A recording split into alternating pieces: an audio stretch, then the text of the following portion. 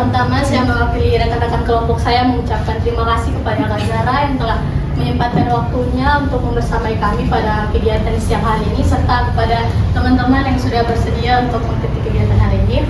Pada kegiatan hari ini kita akan membahas terkait kapasitas kognitif pada anak-anak Bajo. Namun sebelum itu izinkan saya memperkenalkan diri dan rekan-rekan kelompok saya. Saya Dian Septi Ramadhani dan rekan kelompok saya. Perkenalkan, nama saya Agiska Tanjasari. Saya Saskia Maulana Kartini. Saya Jeremy Octaviani. Saya Setia Raisya Sudirman. Saya Azam Mayati Bos. Saya Maisa Pana. Saya Boden. Saya Hastayanti. Saya Dinda Rahmati Agustin.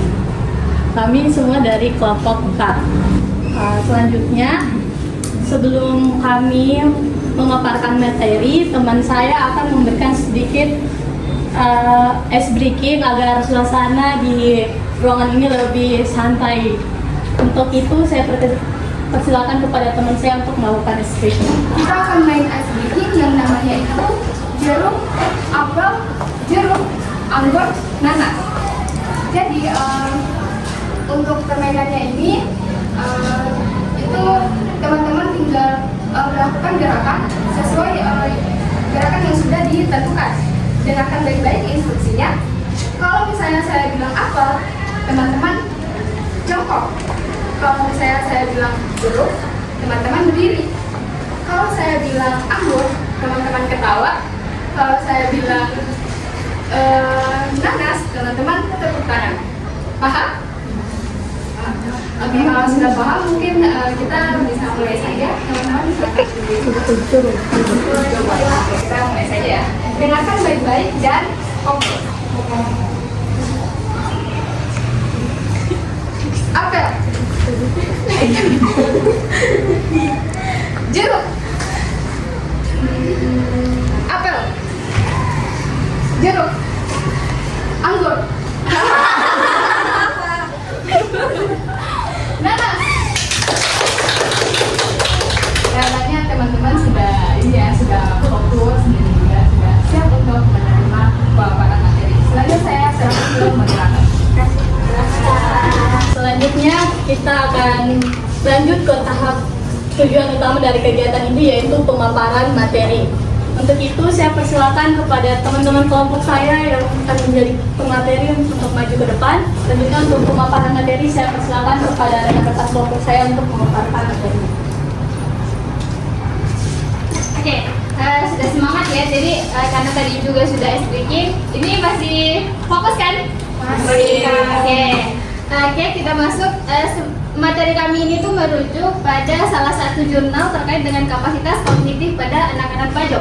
Nah, dalam jurnal tersebut dijelaskan bahwa perkembangan kognitif anak itu berbeda-beda dan tentunya dipengaruhi oleh faktor yang berbeda. Dipengaruhi oleh beberapa faktor. Nah, selanjutnya. Nah, menurut teman-teman lingkungan itu bisa berpengaruh nggak terhadap perkembangan anak? Ya, betul sekali. Jadi lingkungan itu sangat berpengaruh terhadap perkembangan anak karena lingkungan itu sangat dekat sekali dengan kita, dan perkembangan anak itu bukan hanya berasal dari dalam diri anak itu sendiri, tapi dari lingkungan tempat ia berada. Nah, di sini ada beberapa poin. Yang pertama, perkembangan psikologis anak itu sangat penting untuk masa depan mereka. Nah, perkembangan psikologis yang dimaksud ini yaitu meliputi 3 aspek, mulai dari perilaku, cara mereka berpikir, dan cara mereka dalam mengelola emosi. Nah, 3 aspek ini itu saling berkaitan dan sangat mempengaruhi kehidupan anak ke depannya, terutama dalam hal akademik. Nah, kalau misal perkembangan psikologisnya itu berjalan dengan baik, otomatis anak itu akan lebih siap menghadapi tantangan dalam kehidupannya. Dia lebih memiliki kemampuan belajar yang optimal, dan tentunya dia itu bisa dengan mudah untuk bersosialisasi dengan lingkungannya. Nah, sebaliknya, kalau misal perkembangan psikologisnya itu tidak baik, otomatis dia akan kurang percaya diri, dia susah untuk beradaptasi dengan lingkungannya. Dan selanjutnya, untuk lingkungan tempat anak tumbuh itu dapat mempengaruhi kognitif, sosial, dan emosional. Kurang lebih sama pada poin yang pertama, bahwa lingkungan itu sangat berperan penting dalam kehidupan perkembangan anak. Saya kasih contoh, misalnya anak yang proses pembelajaran. Misalnya nih, orang tuanya selalu memberikan dia stimulus-stimulus atau sering mengajak dia untuk berdiskusi mengenai hal-hal yang ada di lingkungan sekitarnya dulu. Misal cara memanggil orang tuanya, cara makan yang baik, dan benar, dan hal-hal sederhana dalam kehidupannya.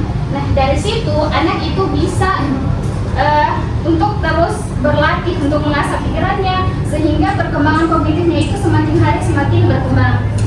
Ya, selanjutnya untuk perbedaan lingkungan yang paling menonjol bisa kita lihat pada anak di perkotaan dan anak di pedesaan. Kalau anak di perkotaan itu mereka hidup dengan fasilitas pendidikan yang lebih lengkap dan akses internetnya juga cepat dan mudah, sehingga mereka itu mendapatkan banyak informasi dari luar, terpapar berbagai macam perspektif dari luar, sehingga cara berpikir mereka itu lebih luas pula. Nah, sementara untuk anak yang tinggal di pedesaan itu mereka kebanyakan itu akses pendidikannya itu sangat-sangat terbatas dan jaringannya juga itu tidak selalunya stabil. Bahkan ada beberapa daerah yang jaringannya itu sampai tidak ada. Jadi karena itu mereka itu kesulitan untuk mengakses berbagai macam informasi dari luar, sehingga wawasan yang mereka dapatkan itu hanya berpusat dari lingkungan tempat mereka tinggal. Nah, selanjutnya lalu bagaimana sih dengan anak-anak yang tinggal di wilayah pesisir itu? Selanjutnya untuk anak yang tinggal di wilayah pesisir sebenarnya itu tidak jauh berbeda dengan anak-anak yang tinggal di wilayah pedesaan, karena wilayah pesisir juga memiliki beberapa keterbatasan baik dari sisi fasilitas pendidikannya, dari akses internetnya, bahkan teknologi.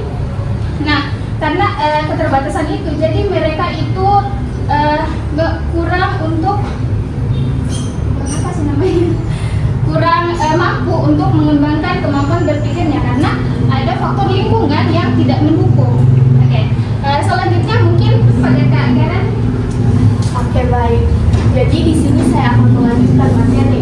Nah, di sini kita akan mengetahui lebih lanjut bagaimana sih perkembangan kognitif itu pada anak di wilayah pesisir. Jadi teman-teman, di sini ada sebuah penelitian yang membahas tentang kapasitas kognitif pada anak yang tinggal di wilayah pesisir. Nah, judul penelitiannya itu Cognitive Capacity in Bajo Children atau kapasitas kognitif pada anak-anak di Bajo. Teman-teman, penelitian ini itu berfokus pada dua hal. Yang pertama itu memori kerja, yang kedua itu kecerdasan fluid. Jadi memori kerja itu sendiri itu merupakan kemampuan untuk menyimpan dan mengolah informasi dalam waktu yang singkat. Sementara untuk kecerdasan fluid itu merupakan kemampuan untuk belajar, memahami, serta memecahkan atau menyelesaikan masalah baru tanpa mengandalkan pengalaman yang sebelumnya.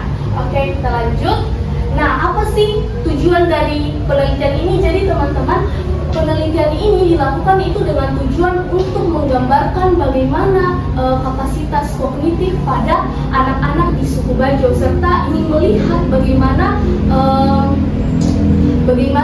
kedua kemampuan ini, yakni memori kerja dan kapasitas kecerdasan fluid itu dalam proses belajar. Nah, mengapa hal ini dilakukan? Nah, teman-teman, hal ini itu dilakukan karena belum adanya penelitian sebelumnya, khususnya di wilayah Sulawesi Tenggara ini yang mengkaji topik ini, sehingga kita itu kekurangan atau terbatas dalam informasi.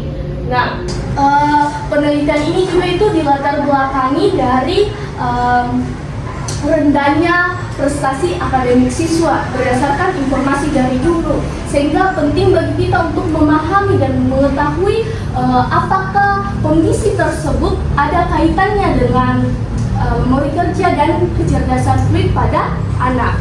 Oke, selanjutnya. Jadi ada pun metode yang digunakan di dalam penelitian ini, di mana penelitian ini itu terdiri dari 30 subjek anak suku Bajo, tepatnya itu yang sedang duduk di kelas 4 SD, dan lokasi sekolahnya itu di SDN 9 Tinanggea, Desa Torokeku, Kabupaten Konawe Selatan, Sulawesi Tenggara. Jadi peneliti di dalam penelitian ini itu menggunakan metode survei. Artinya peneliti itu mengambil data secara langsung dari subjek untuk melihat bagaimana kondisi kemampuan mereka. Nah, adapun tes yang digunakan itu ada dua. Yang pertama itu peneliti untuk mengukur memori kerja. Peneliti itu menggunakan tes backward digit spread. Artinya pada tes ini itu dilakukan dengan cara anak itu diminta mengulangi angka dengan terbalik. Misalnya saya sebutkan 135, jadi anak itu harus menjawab 531. Nah, gitu. Terus untuk mengukur tes kecerdasan fluid itu menggunakan tes CPM. Jadi tes CPM itu teman-teman berbentuk pola di mana anak itu akan diminta untuk memilih gambar yang paling tepat atau yang paling sesuai untuk melengkapi pola tersebut.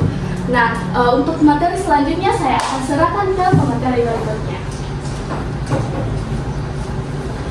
Oke, baik. Selanjutnya saya akan menjelaskan mengenai hasil dari tes memori kerja dan juga hasil tes kecerdasan fluid yang telah dijelaskan oleh teman saya tadi. Yang pertama, hasil dari tes memori kerja yang tadi sudah dijelaskan bahwa setelah dilakukannya tes memori kerja atau tadi tes backward, dihasilkan bahwa 13 subjek itu memiliki kapasitas memori kerja yang rendah dengan rata-rata skornya itu 26,24 dan 17 subjeknya itu berada pada kategori sedang dengan skor rata-ratanya itu 51,56. Jadi angka-angka ini tuh dihasilkan setelah diolah melalui aplikasi tertentu yang khusus untuk menghitung statistika dari hasil yang telah didapatkan ini. Lalu pada hasil tes memori kerja ini tidak ada sama sekali yang berada pada kategori tinggi, sehingga diperlukan strategi pengajaran yang tepat untuk anak-anak di belajar tersebut. Lalu pada hasil dari tes kecerdasan fluid sendiri dihasilkan bahwa 8 subjek atau 8 anak-anak itu berada pada kategori di bawah rata-rata.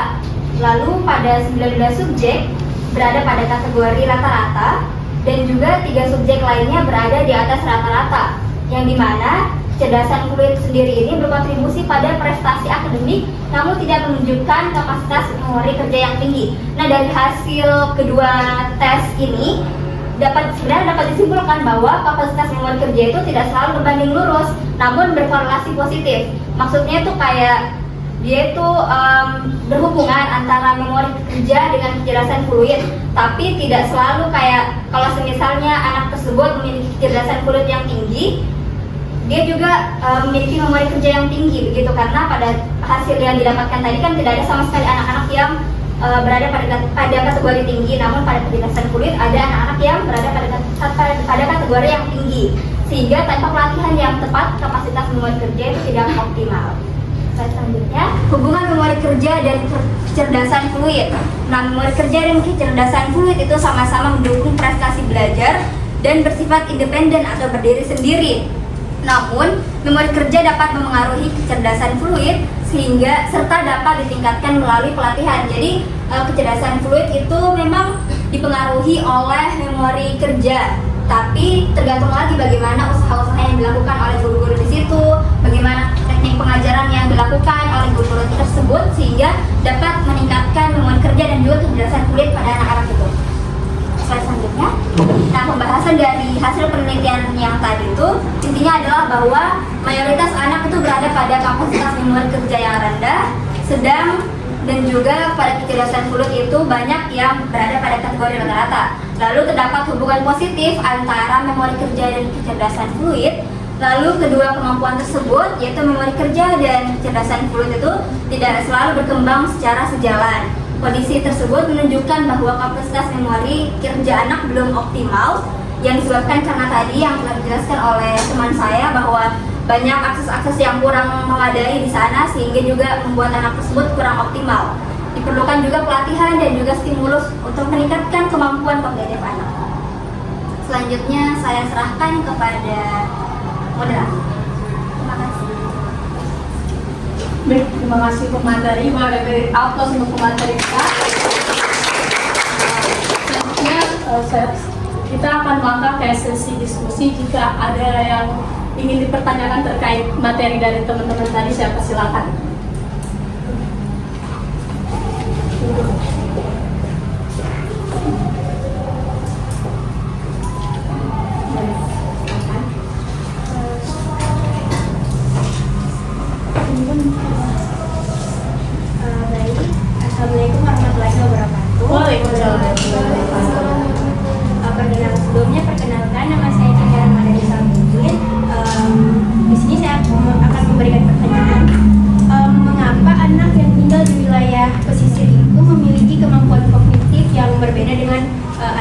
tinggal di daerah di perkotaan.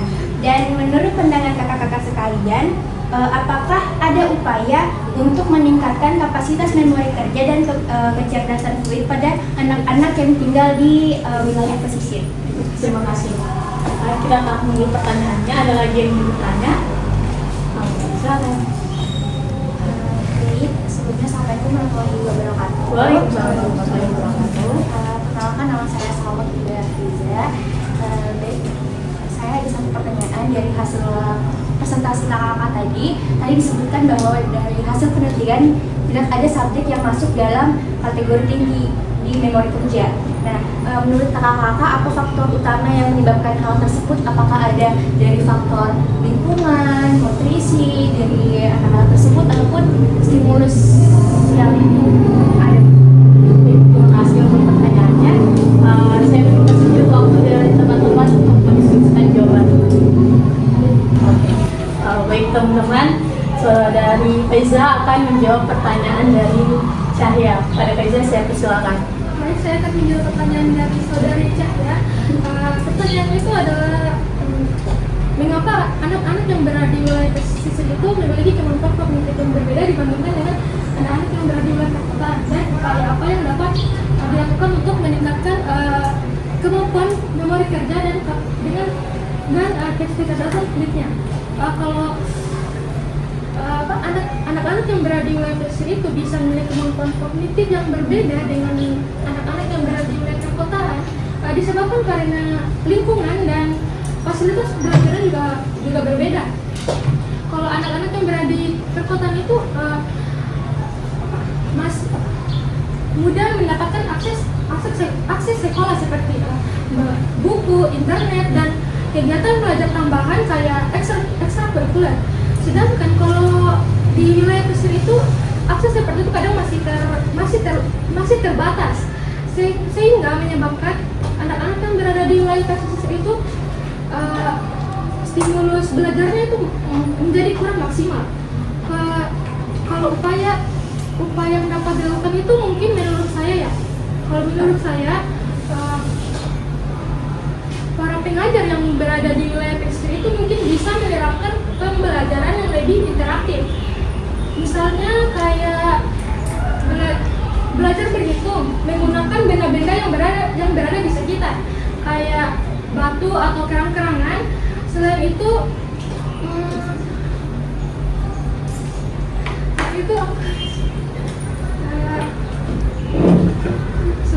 mungkin permainan mengulang kata atau angka. Contohnya itu anak diminta menyebutkan angka 1 sampai 10, kemudian mengulang angka tersebut dari belakang. Saya kira kegiatan seperti itu mungkin bisa dapat meningkatkan memori kerja dan kecerdasan fluid pada anak. Selanjutnya saya kembalikan kepada moderator. Terima kasih Faiza. Bagaimana saudari Cahya, apakah jawabannya sudah cukup? Jawabannya sudah cukup. Terima kasih. Selanjutnya saudari Azan akan menjawab pertanyaan dari saudari Salwa. Kepada saudari Azan saya persilakan. Oke, jadi bisa ulang saja ini dari pertanyaannya tadi. Kira-kira faktor apa saja faktor utama yang mempengaruhi perkembangan waktu memori pada anak-anak? Iya.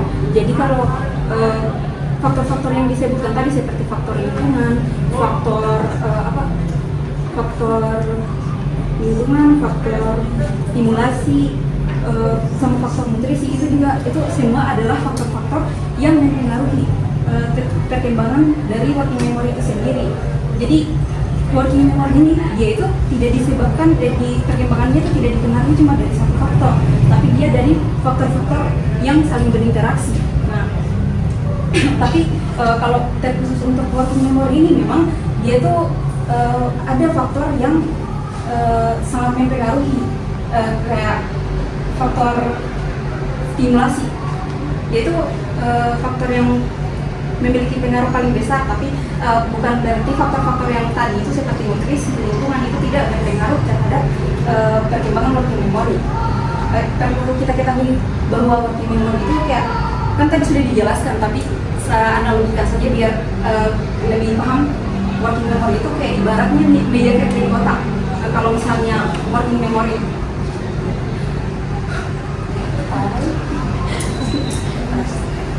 Kalau misalnya working memory-nya itu rendah, itu ibarat meja kerja di otaknya itu kecil.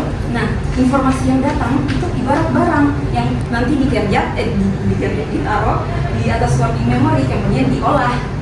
Nah, itu kan sifatnya itu cepat. Kalau misalnya working memory ini dilatih dengan misalnya pembelajaran yang melibatkan ingatan, terus melibatkan pemrosesan informasi atau problem solving, itu tanpa perlahan-lahan meja kerjanya itu akan membesar.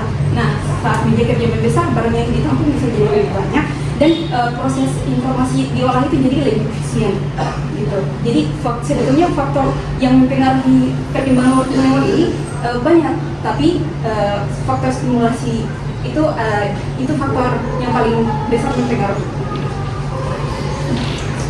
Baik, terima kasih saudari Azhar. Kepada saudari Salwa, bagaimana pertanyaan? Jawabannya apakah sudah cukup? Terima kasih.